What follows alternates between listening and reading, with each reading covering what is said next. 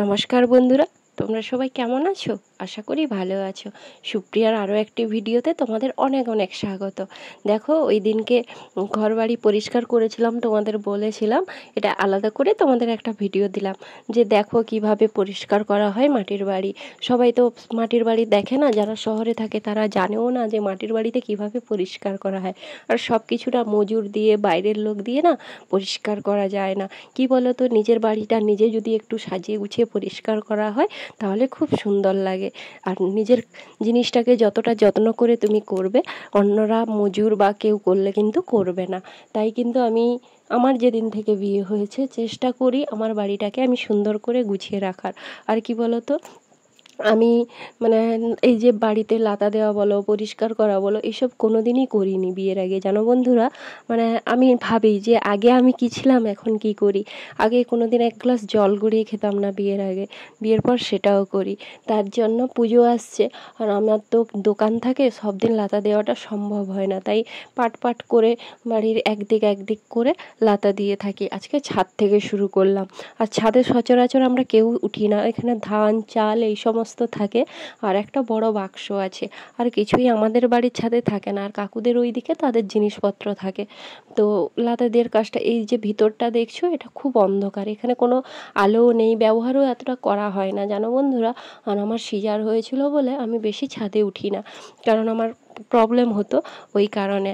আর আজকে লাতা দেব, আমি বৎসরে প্রায় একবারই উঠি, কারণ হচ্ছে এই লাতা দেওয়া। আর পুজো আসছে, ঘরবাড়ি একটু পরিষ্কার করতে হবে, আমাদের বাড়ির সামনেই পুজো হয়, তার জন্য এই যে লাতা দেওয়া শুরু করে দিয়েছি। আর আমার কাঁধে লাতা দিতে কি দারুণ লাগে, আর ওর যে মাটির গন্ধটা উঠে, জানো বন্ধুরা, মনে হয় যেন খেয়ে নিই, এত সুন্দর গন্ধ ওঠে। তারপরে লাতা দেওয়া শুরু করে দিয়েছি দেখো। আর এগুলোই না পেরেক পোঁতা ছিল, আগে কেউ ব্যবহার করতো হয়তো, ওই কারণে।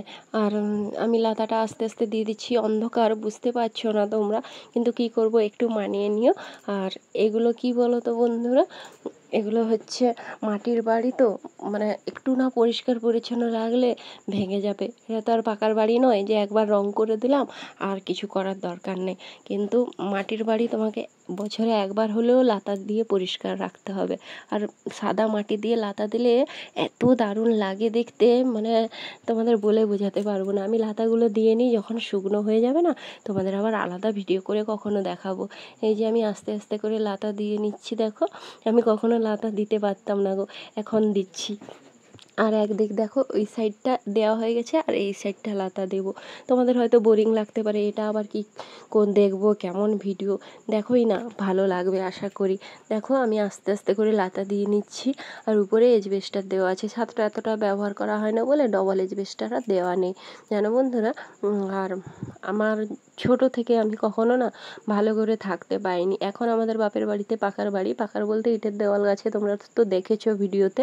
কিন্তু আগে না আমরা খড়ের চালে থাকতাম, তার জন্য আমার ঘরের প্রতি একটা আলাদাই টান আছে। যেটা মানে ঘর একটু সুন্দর হয় সেখানেই আমি মানে মায়ায় পড়ে যাই, মনে হয় যে ওই ঘরটাকেই সুন্দর করে রাখি। আর ঘর তো স্বর্গ, তাই না? মেয়েদের কাছে, মেয়েরা যদি পরিষ্কার না রাখে ওই ঘরটা স্বর্গ হয় না। একটা মেয়ে দেখবে যদি তার ঘরটাকে সুন্দর করে রাখে, তবে দেখবে ওই ঘরটাকে অনেক সুন্দর লাগে। আর মেয়েরাই তো ঘরের লক্ষ্মী, আমি লক্ষ্মী কিনা জানি না, কিন্তু লোকে বলে মেয়েরাই তো ঘরের লক্ষ্মী, ঘরগুলো তো মেয়েরাই গুছিয়ে রাখে, তাই না? বারবার উঠে বসে লাতা দিচ্ছিলাম, আর লাতা দিচ্ছি বলে স্নান করে আজকে নাইটি পরেছি, কেন বলো তো, কাদা হয়ে যায় তো, কাদা মাটি হয়ে যায়, শাড়িগুলো নষ্ট হয়ে যায়, তার জন্য। ভেতরটা দেওয়া হয়ে গেছে, এবারে বাইরটা দিয়ে নিচ্ছি। দেখো তাড়াতাড়ি করে দিয়ে নিচ্ছি, আবার রান্না করতে হবে, স্কুলে আজকে শনিবার যাব না, তার জন্য রান্না করতে হবে, কাজ বাজ আছে তো, এই কারণে তাড়াতাড়ি করে লাতাটা দিয়ে নিচ্ছি। কেমন লাতাটা দিচ্ছি বলো, কেমন লাগছে তোমাদের? যদি ভালো লেগে থাকে তাহলে কিন্তু আমাকে একটু ভালোবাসা দিও। এভাবে তাড়াতাড়ি করে লাতাটা দিয়ে নিচ্ছি। দেখো বন্ধুরা, আমার লাতা দেওয়া প্রায় শেষের পথে চলে এসছে, কাঁধগুলোতে তাড়াতাড়ি করে দিয়ে দিচ্ছি। কাঁধগুলো হয়ে গেলে আবার নিচটা দেবো। আর এগুলোতে না চাল ধান এইসব থাকে তো, একটু পরিষ্কার রাখতে হয়। দেখো কাঁধগুলো কেমন ফেটে ফেটে গেছে। 1 বছর আগে লাতা দিয়েছিলাম, আগের বছর পুজোর সময় লাতা দিয়েছিলাম, আর প্রায় আমার লাতা দেওয়া কাঁথে কমপ্লিট হয়ে গেছে। এবারে এই যে নিচে লাতা দিয়ে দিচ্ছি। আর ওই মাটির হাঁড়িটা ওইখানে না মানে এক জায়গায় এজবেস্টার ফুটো আছে, বৃষ্টি পড়ে মাটিটা নষ্ট হয়ে যাবে, ওই জন্য ওই হাঁড়িটা বসিয়ে দিলাম। কেমন লাগছে আমার লাতা দেওয়াটা বলো তোমরা, জানিও কিন্তু কমেন্টে যে কেমন লাগলো এইভাবে লাতা। তোমরা কে কে এরকম বাড়িতে লাতা দাও, আর কেমন মাটির গন্ধটা কেমন লাগে তোমাদের জানিও। লাতা দেওয়া হয়ে গেছে, এই দেখো সিঁড়ি থেকে নামছি। কেন উঠি না এবারে দেখতে থাকো। এই সিঁড়ির কারণেই আমি উঠি না, আমার প্রচণ্ড ভয় লাগে। উঠে তো যাই, আর নামতে গেলে প্রচণ্ড ভয় লাগে। এই বালতি নিয়ে যখন নামতে হয় প্রচণ্ড ভয় লাগে। আর দেখো পুরোটা আমি মাটি থেকে আর কাদায় ঘেমে গেছি। ভিডিওটা যদি ভালো লেগে থাকে